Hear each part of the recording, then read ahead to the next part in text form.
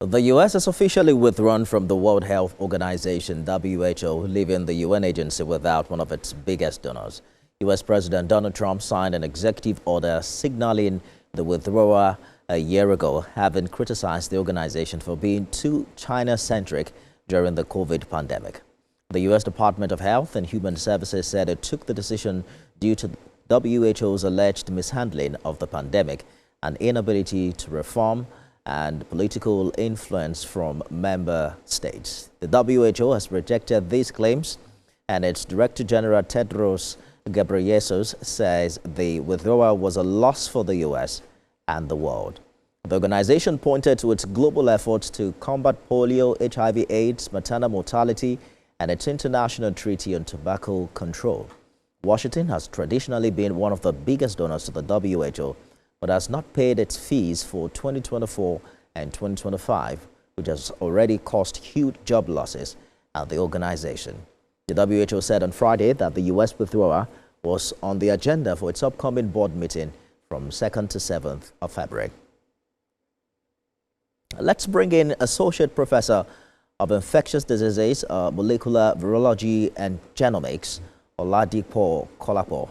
Prof, thanks for joining us on the news this hour. What do you think will be, what will WHO look like operationally and financially without the United States, historically its largest funder and a major source of technical expertise? Yeah. Thanks for having me. I think my name is Kolawole, not Kolapo, so that we get that. All right. Yeah, you see, from what you just said and from the news you just casted now, it's a serious thing about it for US pulling out from WHO. Though it has the advantages and it has the disadvantages, but there are more of the disadvantages than the advantages. And like what you rightly reported, you see that US has been the largest contributor to WHO. So, and that resources has also been used for vaccination campaigns, disease surveillance, and emergency responses. But now they are pulling out. They didn't remit in 2024, 2025 from Washington. Discover that there is drastic loss of funding, and this really has a great negative impact on WHO. And some have even lost their job. A lot of programs have been cut short, and that is having impact. And you see, there are a lot of global health initiatives and programs that is targeting malaria, tuberculosis, HIV, maternal child AIDS. And this is not about a financial reduction alone. It's going to affect the technical support too. Indeed.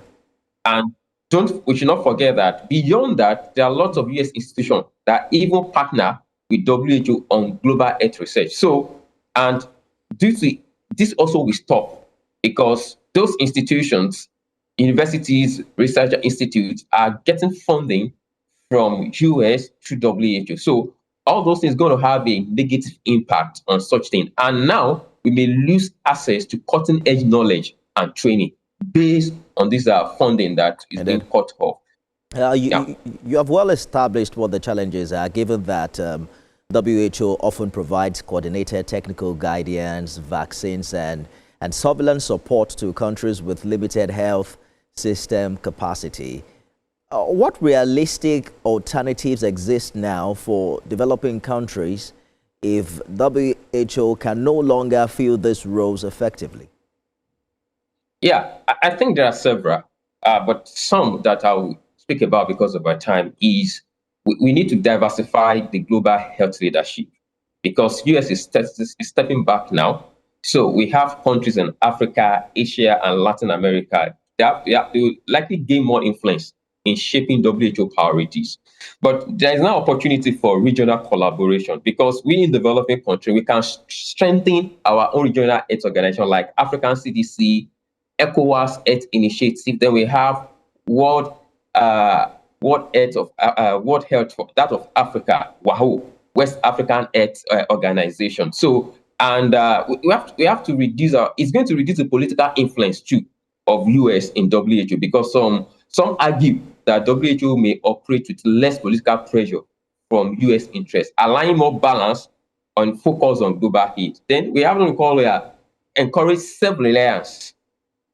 It can push developing countries to invest more in local health system and evidence generation.